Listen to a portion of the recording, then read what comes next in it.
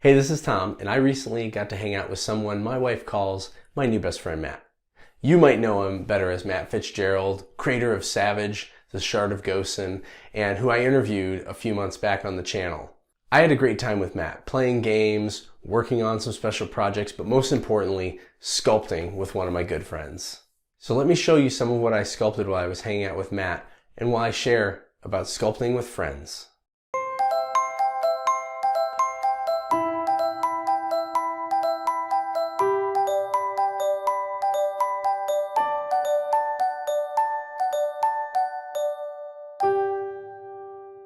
And before we dive in, I wanted to remind you that my ultimate quick start guide to sculpting miniatures is available.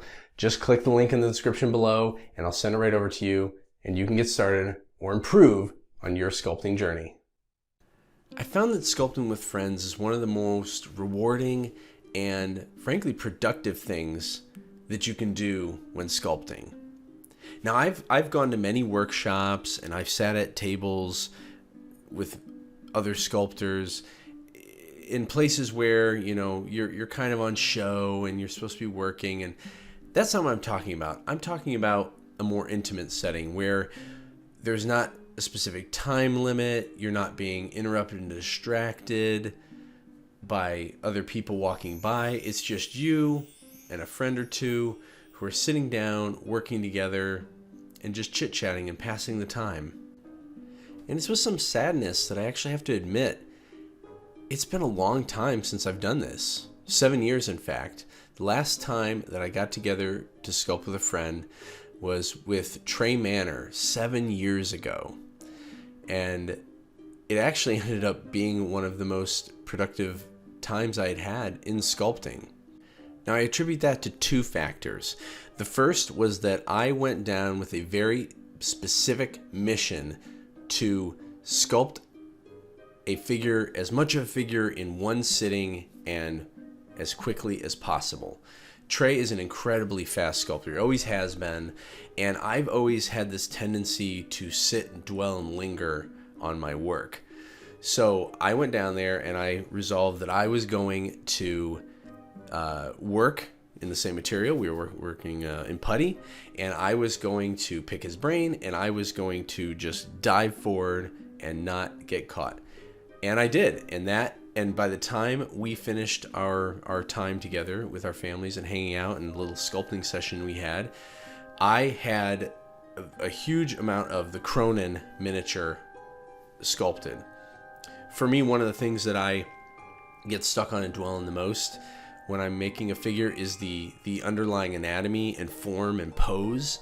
And so this was a big deal that I was able to sculpt the majority of this figure that you see here on the screen in,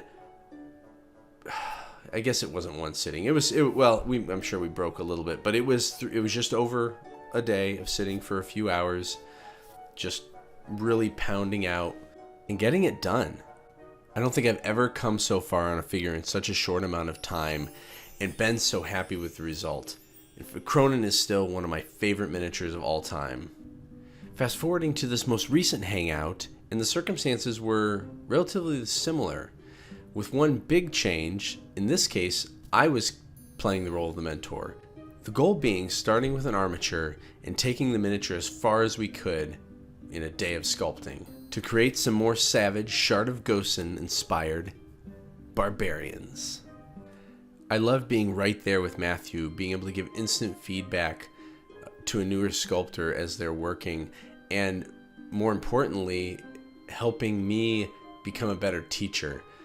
I do these videos all the time, and I show and I've instructed people firsthand, but it's been quite a while since I've been face to face with somebody, and seeing the immediate challenges they were facing and trying to work on better ways to communicate or show how to resolve these issues that I face as a young sculptor, but have now become second nature in dealing with them, was very, very useful. It was also a great chance to shake off the dust and get back to my favorite traditional sculpting medium. Over the past year, I've primarily been sculpting digitally or with putty. I've actually recently finished a figure completely in putty for a new project I'm working on that'll be coming out in the near future. And besides that, I've been sculpting a lot of conversions, which of course are primarily done with putty as well. But sculpting and polyclay really is one of my favorite mediums, specifically Fimo Professional. I just love being able to work the entire figure and not having to focus and complete specific areas, which is what you have to do with putty. There's definitely a time and place for it, and some people prefer that. And if you do, you should absolutely sculpt that way. Don't take the way I like to sculpt as meaning that there's anything deficient or inferior by working with another material. The way I prefer to work definitely benefits from polyclay. Being able to add on little bits here and there, build up sections, drag the material around, creating a flow, all of that for me is much easier using the Fimo polyclay or other similar things such as bees putty. So what you're seeing here is the fruits of this hangout. I started off with a really old armature that I made, I don't know, probably 5 or 6 years ago when I was practicing and playing around with soldering my armatures. This was going to be, I think, some sort of barbarian at the time, maybe holding up a head, and possibly male, I don't know. But it was posed up, it was ready to go, and I never did anything with it. Well, I had recently completed a male barbarian dolly, which you can see here, and I thought, I don't do very many female figures, so why not do an accompanying dolly to go along with it? And here's how things were standing at the end of the sculpting hangout. Matt's continuing to work on his, and I should be finished with mine soon as well. But I hope it's not another 7 years before I get to sculpt with friends again, whether it's people that I know well, or even some of you out there that are watching these videos right now. It really makes me want to get things going again like there used to be when there would be the sculptors meeting. When I first got into sculpting back at Gen Con and a few other conventions. There are definitely more sculptors these days than there were in the past, but it's not always easy to find somebody close by. Well, how about you? Do you have any friends that you can sculpt with? Or are you stuck at being a sculpting hermit like I am most of the time? I'd love to hear about it down in the comments below. Until next time, keep sculpting.